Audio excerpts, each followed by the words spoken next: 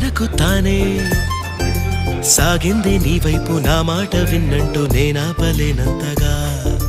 భయపడకు అది నిజమే, వస్తోంది ఈ మార్పు నీ కోతి చిందుల్ని నాట్యాలుగా మార్చగా. నన్నింతగా మార్చేందుకు నీకెవ్వరిచ్చారు హక్కు? నీ ప్రేమనే ప్రశ్నించుకో, ఆ నింద నాకెందుకు?